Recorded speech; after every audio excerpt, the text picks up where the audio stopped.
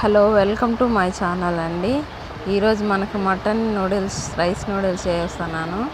దానికి కావాల్సింది rice flour అండి, బియ్యం పిండిలో కాస్త ఉప్పు, కొంచెం ఒక టీ స్పూన్ ఆయిల్ వేసి బాగా మిక్స్ చేయండి. నేను ఆయిల్ వేసే క్లిప్ మిస్ అయిందండి, మీరు చూసి ఆయిల్ కూడా యాడ్ చేసుకోండి. ఆయిల్ యాడ్ చేసుకుంటే ఏమంటే స్టిక్కీ అవ్వకుండా నూడిల్స్ బాగా వస్తాయి. బయట మార్కెట్లో కొనేటివి మైదా పిండితో చేస్తారండి, అవి మనకి హెల్దీ కాదు.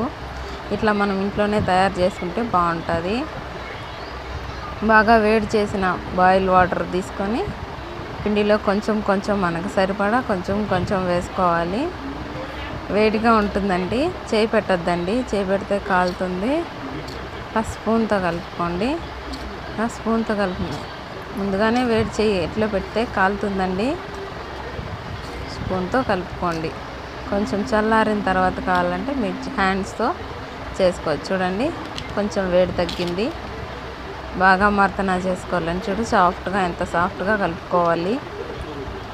కలుపుకున్న తర్వాత మురుకులు దే ఉంటుంది కదండి, గొట్టము, అందులో వేసుకోవాలి. నా దగ్గర అయితే ఇది ఉంది, మీరు ఏది కావాలంటే అది వేసుకోవచ్చు.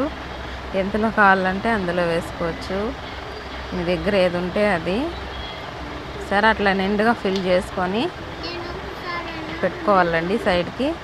ఇడ్లీ పాత్ర ఉంటుంది కదా, మనం ఇడ్లీ పెట్టుకునే పాత్రలో నూనె ఏం రాయాల్సిన అవసరం లేదండి.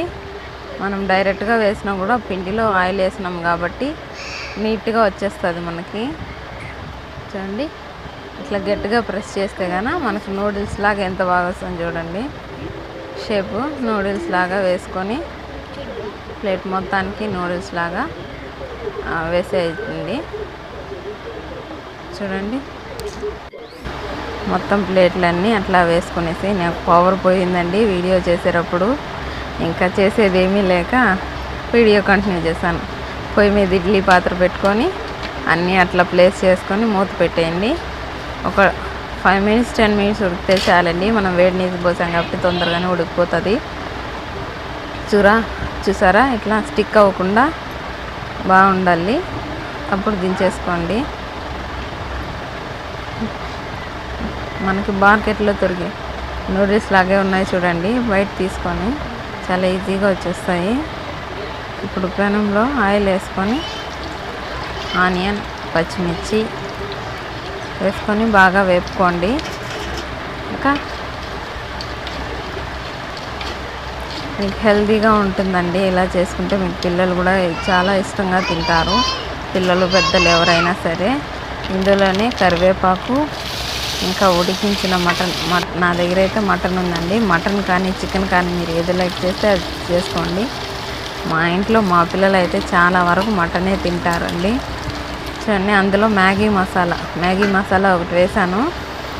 కొంచెం వాటర్ వేసి బాగా ఉడికించండి. అందులో ఉడికించి పెట్టుకున్న మనం రైస్ నూడిల్స్ వేసి బాగా మిక్స్ చేసుకోవాలండి.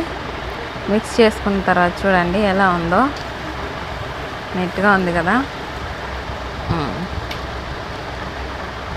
చాలా బాగుంటుందండి. మీకు హెల్త్కి హెల్త్, టేస్ట్కి టేస్ట్. సింపుల్గా మటన్ రైస్ నూడిల్స్ ఎలా ఉంది చూసారా. మా పిల్లలు అయితే చాలా బాగా ఇష్టంగా తింటారండి. మనకు బయట దొరికే మ్యాగీ, ఈపీఎల్ కన్నా ఇవే నచ్చుతాయి మా పిల్లలకి. సరే.